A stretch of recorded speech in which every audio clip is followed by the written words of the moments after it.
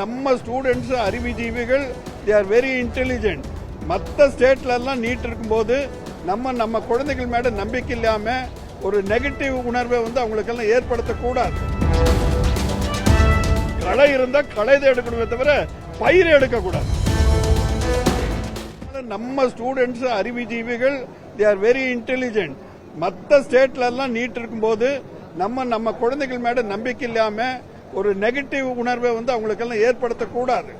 எப்படி இப்போ coaching centre நிறைய பணம் பண்றாங்கன்றாங்க. கவர்மெண்ட் கோச்சிங் சென்டர் பண்ணலாம். கோச்சிங் சென்டர் பண்ணி ஒரு பார்ட் டைம்ல கோச்சிங் சென்டர் எல்லாம் பண்ணி அவங்களெல்லாம் மோட்டிவேட் பண்ணி அவங்களெல்லாம் நீட்ல வெற்றி பெற வைக்கிறதுக்கு முயற்சி பண்ணுமே தவிர எங்களுடைய மாணவர்களுக்கு அதுக்கெல்லாம் தயாரா இல்ல, அதனால நீட்டு வரக்கூடாது அப்படின்னு. ஏன்னா இந்தியா பூராவே நீட்டை அக்செப்ட் பண்ணிட்டு இருக்கும்போது நம்ம மட்டும் அது வேணாம்னா நம்ம குழந்தைகள் அதுக்கு தயாரா இல்ல, we are very நம்ம அவங்கள விட பின்தங்கி இருக்கிறோன்ற மாதிரி ஒரு நெகட்டிவ் சூழ்நிலையை நம்ம எதிர்மறை எண்ணத்தை நம்ம உருவாக்கிட கூடாது.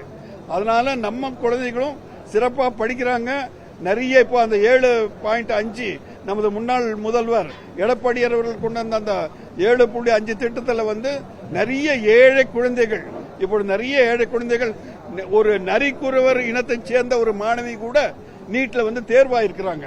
அந்த மாதிரி சமுதாயத்தை சேர்ந்தவங்களும் கூட இப்பொழுது நீட்ல தேர்வாயிருக்கும் போது நமது மாணவர்கள் எந்த வகையில பின்தங்கியது கிடையாது. அவர்களை ஊக்கப்படுத்த வேண்டும், முயற்சி செய்ய வேண்டும். அவர்களுக்கு இந்த மாதிரி டியூஷன் சென்டர் எல்லாம் கொடுத்து அவர்களை அதிக எண்ணிக்கையிலே வெற்றி பெற வைப்பதற்கு நமது அரசு முயற்சி செய்ய வேண்டும் என்ற எண்ணத்தில் அந்த நீட் என்ற திட்டத்துக்கு எதிராக அவர்கள் கொண்டு வந்த தீர்மானத்தை நான் வெளிநடப்பு செய்து அதை எதிர்த்தேன்.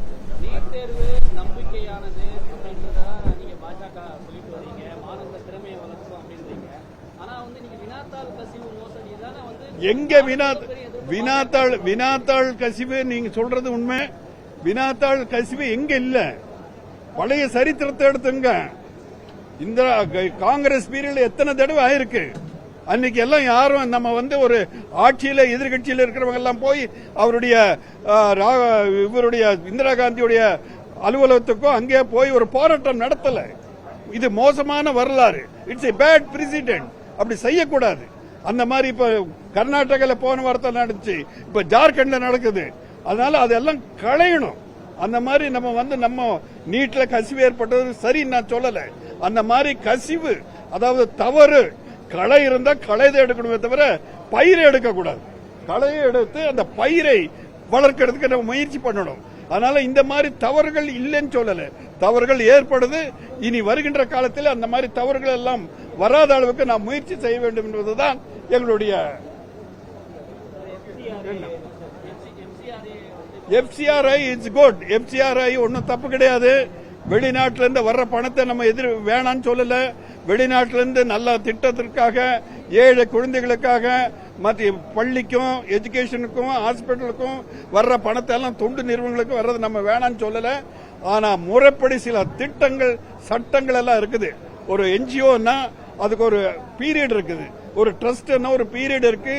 அதை ரிஜிஸ்டர் பண்ணணும், முறைப்படியா ரெகுலேட் பண்ணணும், அக்கௌண்டபிலிட்டி இருக்கணும். அதுக்கப்புறம் ஒரு ரெனியூவல் பீரியட் இருக்கணும், ஒரு ரெனியூவல் பண்ணணும், அக்கௌண்ட்ஸ் எல்லாம் கொடுக்கணும், முறையான வங்கி மூலமா வரணும். இதுதான் அந்த திருத்தத்தில் வர்றதை தவிர அது வேணான்னு சொல்லல. அந்த திட்டம் பணம் வரட்டும், வெளிநாட்டிலிருந்து நல்ல திட்டங்களுக்கு வர்ற பணத்தை மத்திய அரசு வேணான்னு சொல்ல, அது முறைப்படுத்த வேண்டும். அது சரியான காரியத்திற்காக பயன்படுத்த வேண்டும் தவிர இன்னைக்கு வன்னிய அரசு அவர்கள், அமைச்சர் அவர்கள், மரியாதைக்குரிய அமைச்சர் அவர்கள் எல்லாம் பேசினார்கள். இது ஏதோ கிறிஸ்துவருக்கு எதிராக மத்திய அரசு செய்கின்ற சதி என்று சொன்னார்கள். அதெல்லாம் தவறான வார்த்தை. அப்படியெல்லாம் ஜாதியெல்லாம் பிரித்து பேசுவதை நாம் கண்டிக்கிறோம். அந்த மாதிரி பேசக்கூடாது. இது ஒரு நாட்டின் ஒரு நலனுக்காக எந்த சமுதாயம் செய்தாலும் சரி, இந்துக்கள் செய்தாலும் சரி, கிறிஸ்தவர் செய்தாலும் சரி, முகமதிகள் செய்தாலும் சரி, யாரு செய்தாலும், எந்த சிட்டிசன் ஆனாலும் சரி, பணத்தை வாங்கி அந்த என்ஜிஓ முறையான கணக்கு கொடுக்கணும், முறையான அந்த நிதி நிர்வாகம் செய்யணும், முறையான ரிஜிஸ்ட்ரேஷன், அக்கௌண்டபிலிட்டி இருக்கணும். அந்த சட்ட திட்டங்களுக்கு உட்பட்டு செஞ்சா அதுல எந்தவித தவறும் இல்லை என்பதுதான் எங்களுடைய மத்திய அரசு. அது இப்பதான் பார்லிமெண்ட்ல இன்ட்ரோடியூஸ் பண்றாங்க. அதை நல்லா டிஸ்கஸ் பண்ணி யாருக்கும் இடையூறு இல்லாமல் நிச்சயமாக அவர்கள் நிறைவேற்றுவார்கள் என்ற நம்பிக்கை இருக்கின்றது.